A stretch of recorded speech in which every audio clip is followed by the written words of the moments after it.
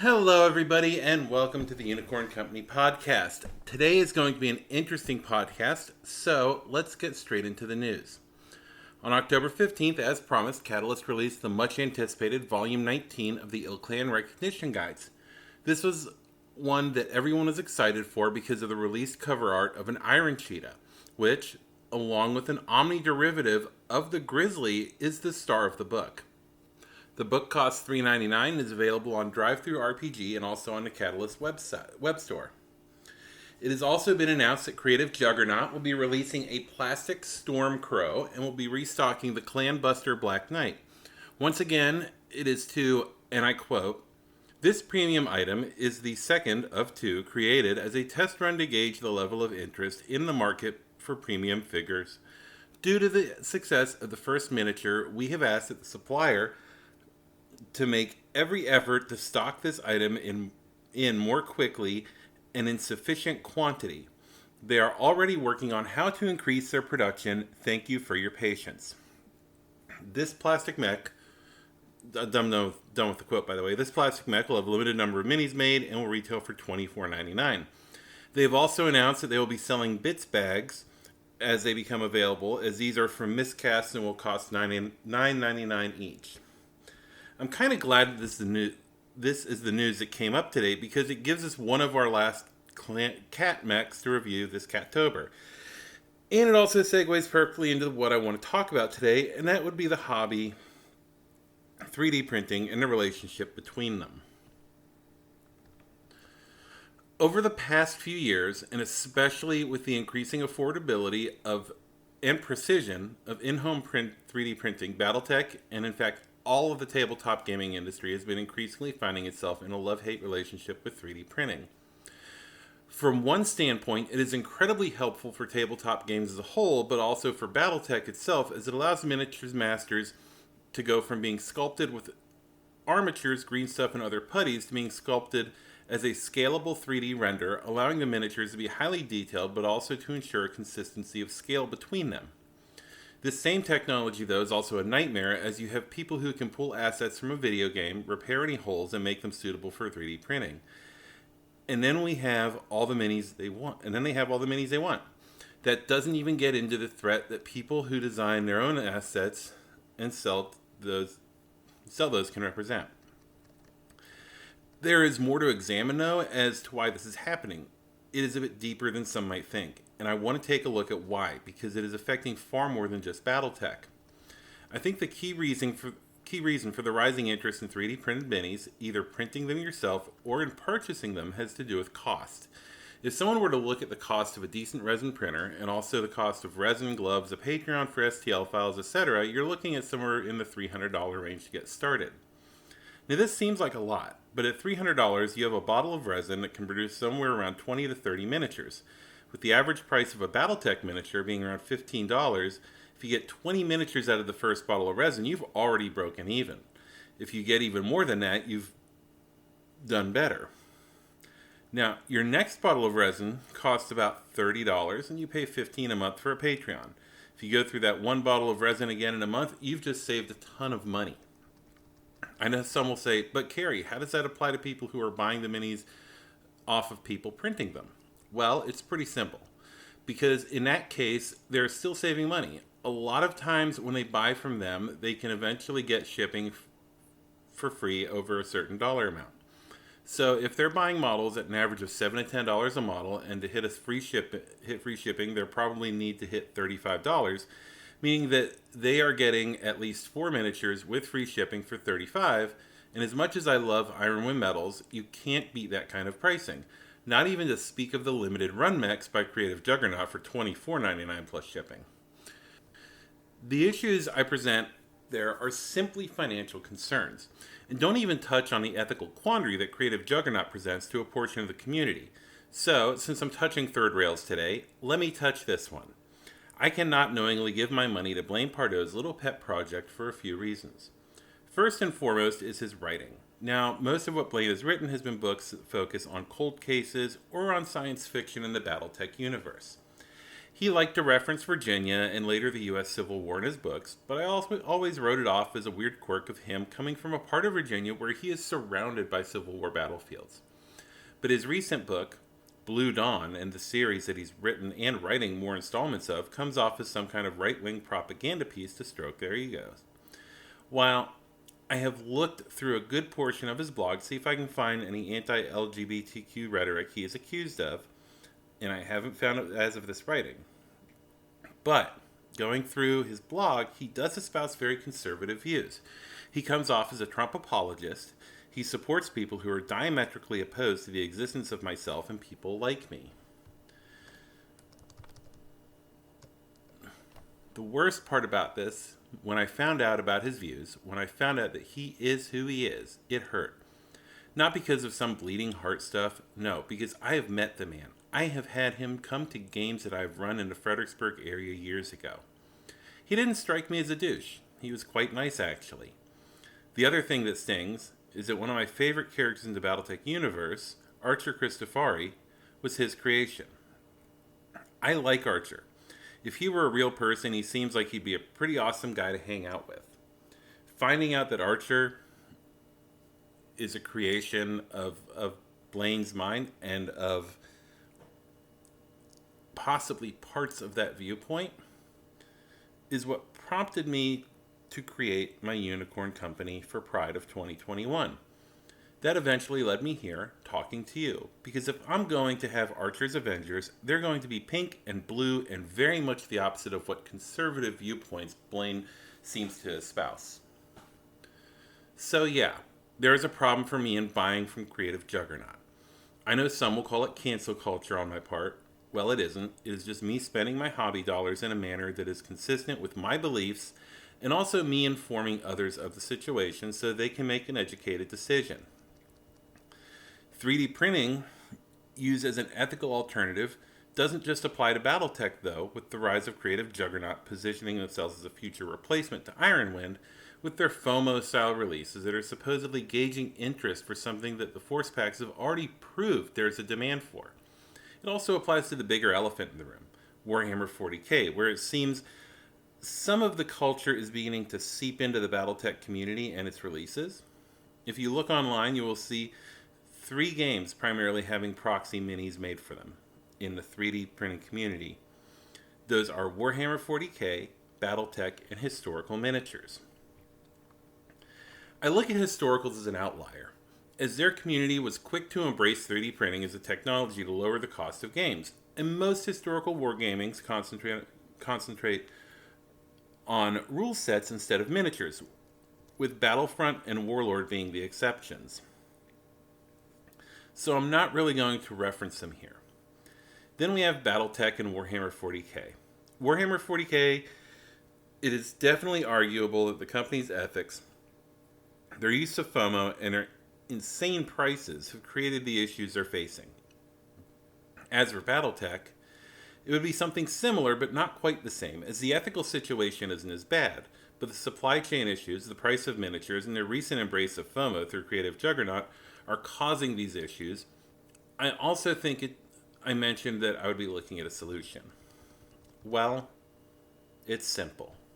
Licensing. Instead of fighting the people who are making 3D miniatures, ride the wave. License to people who would be contractually bound by an NDA, have them send random samples to you of their work for review. You would eliminate supply shortages as the miniatures would be produced domestically in large enough numbers to fill the demand. You wouldn't have to pay for tooling or any other cost other than designing the 3D files, and you would be making a profit off of miniatures with little to no effort. I understand there's a risk. Alternatively, you could contract people to print just one component for you, such as Thug Arms.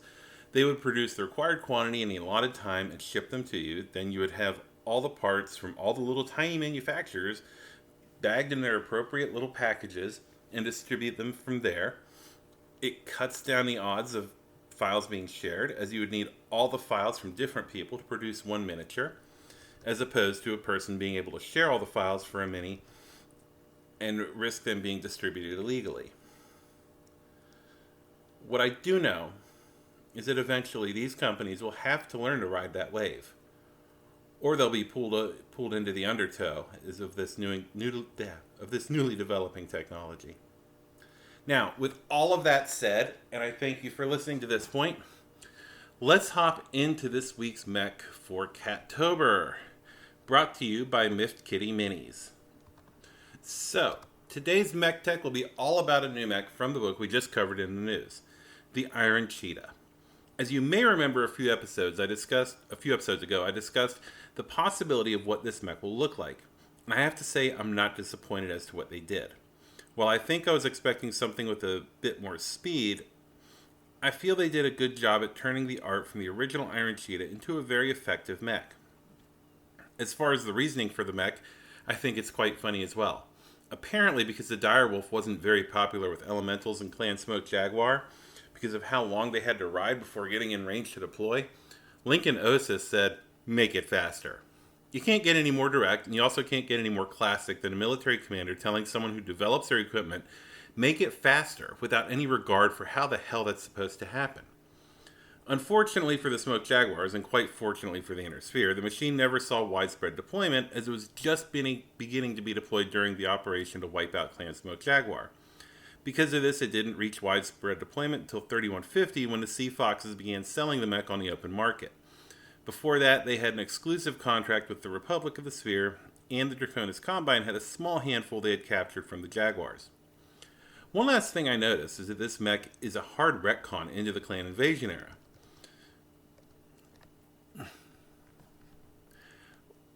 With the fact that it was deployed and used by Clan Smoke Jaguar in limited numbers, this is interesting because it can make the mech low-key enough to fly under the radar in most situations in that era.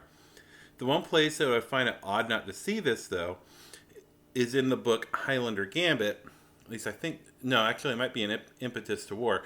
I can't remember which book, and I might have misresearched there. But, yeah, it was Impetus to War, where we encounter Clan Smoke Jaguar's Omega Galaxy, which was specifically built to be a spearhead in a renewed push for Terra.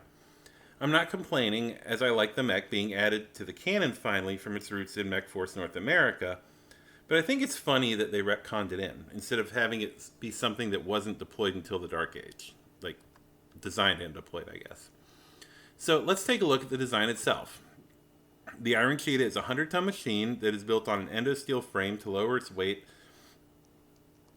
at the cost of free physical space on the mech. It's powered to speeds up to 60 kilometers an hour by a 400 rated extra light engine and has 16 double heat sinks on its base chassis. For protection, it carries 16 tons of ferrofibrous armor. In its primary configuration, it carries a Gauss rifle with 2 tons of ammunition and 2 medium pulse lasers in the right arm, an Artemis 4 guided LRM-15 fed by 2 tons of ammunition and 2 ER-PPCs in the left arm, an anti-missile system in the left torso, and a rear-mounted ER small laser in its right torso. This configuration of the mech is a deadly long-range fighter with decent close-range support weapons. The BV of the primary configuration is 2866. The Alpha configuration is an infantryman's nightmare come alive. Its longest ranged weapons are a pair of large pulse lasers mounted in the left arm. At close range, the mech becomes substantially deadlier with a right arm mounted Ultra Auto Cannon 20 that has 2 tons of ammunition. This is supplemented by a pair of Streak SRM-6 launchers, one in each side torso, that share 2 tons of ammunition. For anti-infantry work, it has an active probe to assist in finding hidden units and 6 machine guns, allowing it to wreak havoc upon any infantry squad it encounters. This variant has a BV of 2708. The next variant is the Bravo, and it's downright terrifying. It carries a payload of 1 large pulse laser and a trio of medium pulse lasers in each arm, with an ER small laser in the center torso almost as a space filler. These are all attached to an advanced targeting computer to increase their already incredible accuracy. This is all combined with the enhanced mobility of jump jets that make this mech able to traverse rough and dense terrain easily, and make it far more maneuverable than a mech its size usually is. The mech comes in at a staggering 3303 BV and is worth every point. Following that is the Charlie variant. This variant of the Iron Cheetah has a mix of long and short range firepower, making it effective at just about any range. For long-range engagements, it has an LRM-15 launcher with 1 ton of ammunition and a pair of ER large lasers in each arm. Once an enemy closes, it can bring its short-range weapons to bear, which consists of a pair of medium pulse lasers and a Streak SRM-2 launcher in each arm again. The missile launchers share a single ton of ammunition and allow the Iron Cheetah to seek out weak points in an opponent's armor. This configuration comes in at 2915 BV. The Iron Cheetah Delta is a brawler and sniper in one. Carrying a Gauss rifle in its left torso and 2 ER large lasers in its right arm, it can hit out to 25 hexes. Once an opponent closes the brawling range, though, its ER medium laser comes to play, as well as its deadly LB-20X autocannon that carries 3 tons of ammunition. Almost as an afterthought, it has a single rear-mounted ER small laser. The Delta has a BV of 3416. Finally, we have the Lima configuration. This is the only one which originates in the Dark Age era. It is effectively a short-range brawling mech. In its left arm, it carries a quad mount of improved heavy-medium lasers. Its right arm mounts a Hyper Assault Gauss Rifle 40 with 4 tons of ammunition. It has a large pulse laser and two rear-mounted medium pulse lasers in its left torso, and a light active probe to detect hidden units. This mech is configured around the idea of being stuck in a bad situation and fighting its way out. I find it to be very scary in an urban environment. The BV of the Lima configuration is 3416. So let's take a look at the Alpha Strike variants. Okay, so they have not released official Alpha Strike stats for the mech yet, but I've run the numbers, and this is what I'm coming up with. So the Iron Cheetah Prime, and some of the stats will not change, so let's go over those first. So on the Iron Cheetah, overall, type is Battle Mech, size 4, target movement modifier 1, movement of 8, structure 5, armor 10. That's every variant, unless I give you a hey, look, this is different. There's only one variant where that's different. So, starting with the primary variant, it has a short, medium, and long of 6 with an overheat of 2. Specials of anti-missiles, AMS, anti-missile system, case, indirect fire 1, LRM 111, and Omni. The prime variant is 58 points. Overall, I mean, it's good at any range. And, I mean, I kind of like it, but there's some more impressive variants in here, so we'll go into those. So next up, we have the Alpha variant, comes in at 59 points, has a short of 8, a medium of 7, a long of 2, no overheat value, and its specials are Case, Omni, Probe, and Recon. So overall, this is pretty effective as far as like if you want an urban combat unit that's capable of essentially finding hidden enemies and stuff like that, this is what you take. I mean, you're not going to worry so much about the long range value. Your medium and short range values are super high. And, you know, quite frankly, it's a good assault mech for urban environments. Not as good as the next one, though, the Bravo variant. Now, this is the only one with a change to the movement profile or anything like that. This one is 8 jump instead of just 8. Otherwise, everything's the same. Your short and medium firepower are both 7. Your long is 3. You have an overheat of 2. Specials are Energy and Omni. So where the Alpha would be the one in the group finding the hidden things, this one can hop around and surprise those hidden things. It also gives you the ability to flank in an urban environment really well. It's not super maneuverable as far as Alpha Strike mechs go, but that added jumping movement is useful in built-up terrain and does give it a slight edge over the Alpha. Also, the fact that it's energy means that you cannot lose it to a 2 on a critical roll, because it doesn't have ammunition to blow up. So, awesome sauce, right? Anyway, Let's look at the Charlie. So this has the base stat line. Short 6, medium 6, long 5, overheat 3. If you really want to get spicy. Its specials are Case, Indirect Fire 1, LRM 111, and Omni, which seems a lot like the, a lot like the primary variant, except you don't hit as hard at long range and have slightly better overheat value.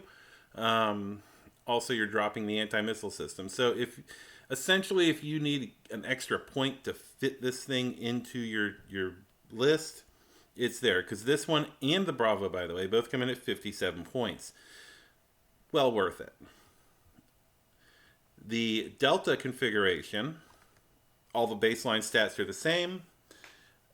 This one is good if you are planning on dealing with some anti-aircraft stuff because, anti-aircraft, you have to have that. And it's a good thing to have, quite frankly.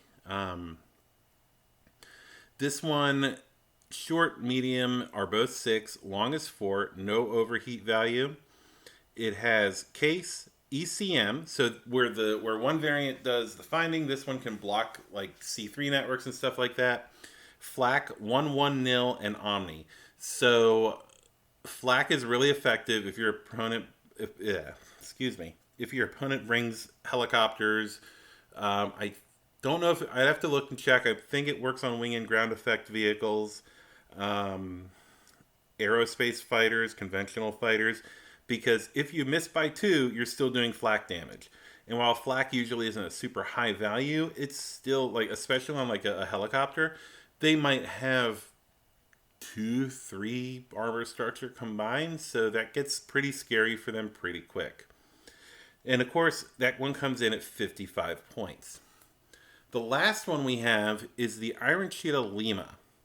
This has a point value of 68 points, so this is the most expensive of any of them. But there's a reason for this. So it also has a slightly different movement value. It has a movement of 10 because I think it has a supercharger. Short 7, medium 6, long of 4, overheat of 4. If you feel like shutting your mech down in an instant, at least the next turn, you're going to be able to cool off, right? If you live through it. Your specials are Case 2, so once again, it's impervious to ammo explosions, which is always nice because getting a 2 or a 12 on critical against your mech, that just sucks. This at least eliminates one of them. Light probe, Omni, Recon, Flak 212, which is really weird, but okay. So at long range and short range, aerospace fighters and helicopters are wetting themselves when this thing shoots at them because God knows it can hurt you. And then, of course, the thing I used didn't compute it, but every other time I've ever used it, it computed this for anything with the same loadout to the rear. So I've set it up with a rear 110. It might be wrong. Mind you, all of this might be wrong because this is not using the master unit list because this isn't on the master unit list yet. This is actually going through and doing the calculations the old school way like you did back in the 80s when you played Battletech with paper, pencil, and all your sheets were filled in until you got to the correct configuration as far as the armor value. So a little bit of a throwback to the old days when we actually had to do everything by hand and did not have stuff like Solaris Skunk Works or, I would say Heavy Metal Pro, but Heavy Metal Pro has not been updated since, oh God, I think the last update to Heavy Metal Pro, my kid was 6 and she's like 21. So that tells you how long that program's been left to languish, right?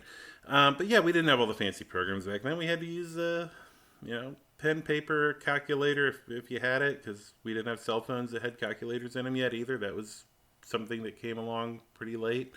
So, yeah. But anyway, so I do hope that you have enjoyed this episode of well, I was going to say episode of MekTek, but it's also a unicorn company. So anyway, y'all have a great day. Well, before I even do that, just wanted to remind you, we do have a Facebook group. Check it out. It's still kind of small, but hey, it's growing. But yeah, have a great day, great evening, great whatever it is where you are. And yeah, that's about it for tonight. I will talk to y'all in 1 week again. Actually, less than a week because this is late. Um, and we will cover the last of the Cattober mechs because I didn't realize there's another weekend before the end of October. So, yeah, on the 30th or 31st, depending on how busy I feel, I will be releasing the last of the Cattober mechs. And I think oh god, I can't remember the name of it now. Oh well, I'll the Shadowcat 3, I think it is. The Skinwalker. Oh yeah. It's gonna be Halloween. We need something with the creepy name, right? Anyway, y'all have a good one.